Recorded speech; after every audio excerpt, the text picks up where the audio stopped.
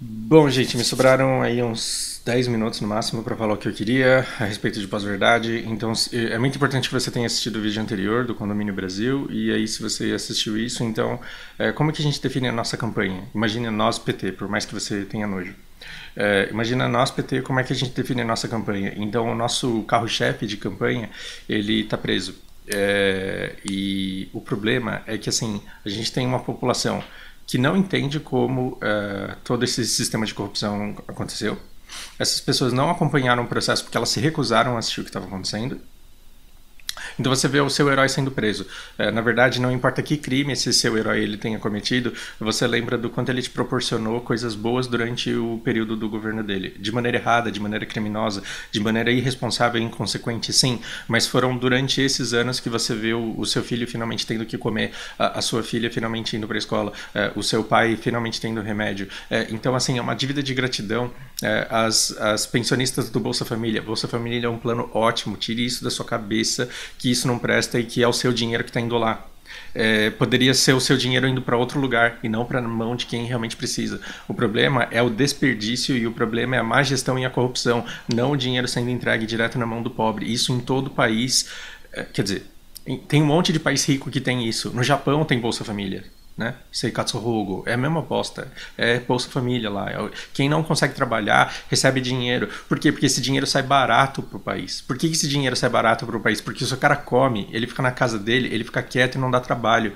Se você deixa o cara ir pra rua, ele vai passar fome, ele vai roubar, ele vai ser preso, ele vai custar muito mais na cadeia do que na casa dele. Se ele ficar doente, a saúde pública vai ter que dar conta disso. O tratamento desse cara é muito mais caro do que se ele ficar quieto na casa dele.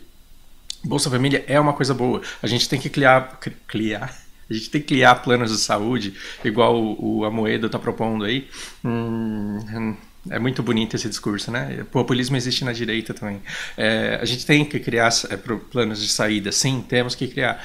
Só que não é e simplesmente acabar com o plano. O problema é que eu já estou desviando isso sem ter tempo para devagar tanto.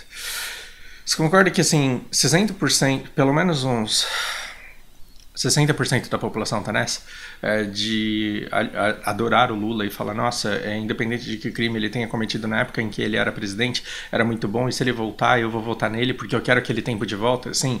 E é contra isso que a gente tem que lutar. A gente teria que ser capaz de mostrar para essas pessoas que se ele voltar, esse tempo não volta. O problema é que, assim, essas pessoas não querem escutar e você não tem saco para explicar. Basicamente, esse é o nosso país hoje. E o PT, ele vai fazer uso do pós-verdade. Pós-verdade é um negócio que está na moda. Quando você fala assim, aquela mulher lá em Santos é uma bruxa e vai lá espancar ela, e aquela escola ali ó, de São Paulo é um bando de pedófilo, vai lá espancar eles, as pessoas vão espancar e elas não verificam a, a confiabilidade dessa informação. Então, já que a gente já está sem, né? Toda semana tem greve de caminhoneiro no WhatsApp, toda semana começa. Toda semana as pessoas vão lá e fazem estoque, porque no dia seguinte vai estourar uma greve e a greve não estoura. As consequências elas vão sendo sofridas independente daquilo que foi dito ser verdade ou não. E eu não estou nem dizendo que não vai ter greve. Eu estou dizendo que a gente não sabe quando é que vai ter, né? Porque esses alarmes falsos eles ficam sendo disparados o tempo inteiro. Então, você tem uma grande população já dominada pelas religiões falsas. Não estou falando da sua, não estou falando que a sua religião é falsa. Eu estou falando daquelas que iludem o povo e fazem com que eles acreditem na sarça ardente. Né? Tá vendo essa sarça aqui? Ó, me paga R$ 1.000 que eu deixo você tocar nela, porque ela foi a sarça em que Deus, né, ficou quando falava com Moisés. Uma população que acredita nisso, você acha que ela vai lá ler o processo do Lula para encontrar as provas que estão lá dispostas? Não, ele não vai.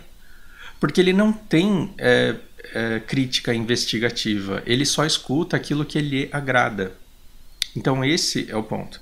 E aí o que acontece? O PT ele sabe do poder que essa massa tem, que não tem crítica investigativa e que acredita naquilo que lhe é confortável. E aí, se nós aqui do nosso grupinho ficarmos repetindo a mesma coisa o tempo inteiro, isso vai virar verdade e ninguém vai conseguir nos provar para esses, sei lá, 60% da população ao contrário. Então, se a gente repetir exaustivamente, com muita convicção de que não há provas, se a Manuela for lá com o ímpeto do Nando Moura e falar não tem prova, cadê, me mostra? né? Se você educar todo mundo a se comportar exatamente dessa maneira, o efeito manada e a falta de crítica investigativa vai fazer com que as pessoas tenham exatamente o mesmo poder. Então, não tem como você argumentar com uma pessoa dessa quando você fala, o cara tá preso, ele tá aqui nesse processo, nesse número. A pessoa, ela tem uma fé religiosa, não tem prova. Não, mas tá aqui a prova. Não, isso é forjado.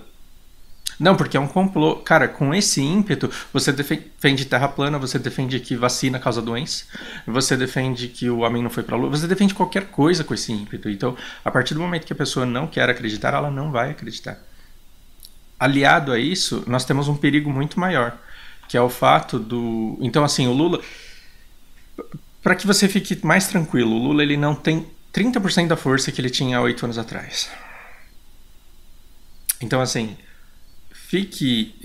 Temos razões para ter esperança, né? 8 anos atrás era impossível você bater o Lula. Era impossível você derrubar o PT. A máquina estava funcionando a pleno vapor. Ela não estava exposta. 8 anos atrás a gente não tinha Lava Jato, a gente não tinha todas essas operações, a gente não tinha esse monte de gente presa. Para os religiosos petistas, é só o Lula tá preso, mas a gente tem um monte de corrupto preso, e isso é excelente. A oferta de corrupção diminuiu. Não estou falando que a corrupção acabou, mas a oferta descarada, deslavada, diminuiu. Então, assim, existe menos dinheiro para campanha, existe talvez menos dinheiro sendo desviado agora. O emparelhamento do sistema, né, para simplesmente extrair recursos infinitamente lá, ele diminuiu. Então a gente tem razões para ficarmos assim um pouco animados. O PT ele está estraçalhado e ele está tentando se recompor a qualquer custo, e ele está tentando se recompor com essas mentiras de que o Lula é candidato, de que o Haddad se vendeu de uma forma... Cara, eu respeitava o Haddad. O Haddad era um cara que eu admirava, mas ele se vendeu de uma maneira vergonhosa. Então, a maneira como ele se expõe, eu sou o Lula, na verdade eu não sou o Haddad, eu sou o 13. Né? Na verdade, então, assim, esse discurso da narrativa do golpe, aliás, esse discurso da narrativa do Lula candidato, ele é uma mentira deslavada e é uma falta de respeito com a população. É você vender a sua alma para manipular os 60% aí que não tem noção nenhuma do que está acontecendo. É você abusar da boa fé das pessoas que têm alguma gratidão por terem sido beneficiadas pelas políticas que afundaram o nosso país. É isso. Então, assim, é que eu não quero me aprofundar e filosofar demais, porque senão vocês vão dormir e aí eu vou perder a oportunidade que eu tenho de passar essa mensagem para algumas pessoas que vão prestar atenção nela. E aí a gente tem um outro perigo, que é as urnas eletrônicas. A gente não sabe se as urnas eletrônicas são confiáveis ou não.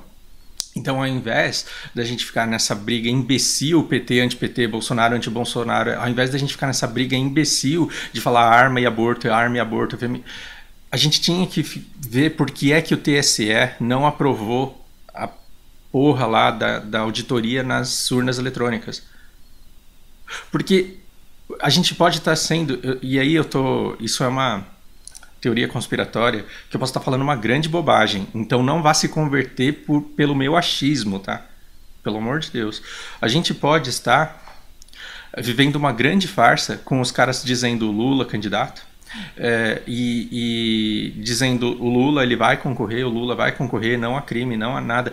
E as pesquisas eleitorais elas podem estar sendo vendidas por essa mídia corrupta, dizendo que o Lula está na frente de todas as pesquisas. Essas pesquisas elas podem ser mentirosas, elas podem ser absurdamente mentirosas, porque o Lula nem candidato então ele nem deveria aparecer em pesquisa nenhuma. O resultado dessa pesquisa pode ser comprado, e ele pode estar sendo comprado simplesmente para justificar o resultado corrupto da urna eletrônica que é hackeada. Então todos os nossos debates, todo o nosso interesse, tudo que a gente está fazendo, ele pode ser simplesmente jogado no lixo, porque no resultado das urnas eles vão dizer o PT ganhou. E o PT ganhou, e a Folha prova que ia ganhar mesmo, porque está todo mundo a favor do Lula, e o Lula conseguiu direcionar os votos dele para o Haddad. Ou para a Manuela, que seria pior ainda. Vocês já pararam para pensar na gravidade disso? Então, ao invés de vocês ficarem defendendo o mito, ou atacando o mito, Ao invés da gente perder, eu tô falando vocês, mas eu também, né? Ao invés da gente perder tempo divagando a respeito de coisa imbecil, de arma ou não, droga ou não, que na verdade nem vai ser, nem vai estar na mão do presidente decidir isso, e se fosse para legalizar ou proibir, já teriam legalizado ou proibido, a lei já teria mudado independente de que presidente está. A gente deveria estar prestando atenção nessas urnas aí. Né? Então, bom, a nosso favor a gente tem que o PT ele já tem ele tem uma experiência de eleger posse do Lula que não deu certo, que é o Dilma, e as pessoas muitas pessoas estarão relutantes de votar no Haddad porque o Haddad ele não consegue se comunicar com o povão da maneira que o Lula consegue. O Lula ele quer ser abraçado pela senhorinha lá que não sabe ler, não sabe escrever e não entende nada do que eu estou falando. Agora o Haddad talvez não. Então, assim, há esperança. Só que ao invés da gente ficar spamando ódio, derramando ódio, a gente precisa conversar. E a gente precisa prestar atenção no que está acontecendo. Então, tudo isso... E se o PT ganhar, vai ser o fim do mundo? Né? Então, assim, você pode falar assim, se o PT ganhar, então não tem esperança, e aí nada mais vai poder ser feito, e aí a gente vai embora dessa merda desse país? Não. Independente de quem ganhar, a gente tem que acompanhar de perto o que está sendo feito. E é esse movimento que precisa começar a ser incentivado. Né? Ficar acompanhando lá os sites de contas públicas, gerar pautas, participar de assembleia.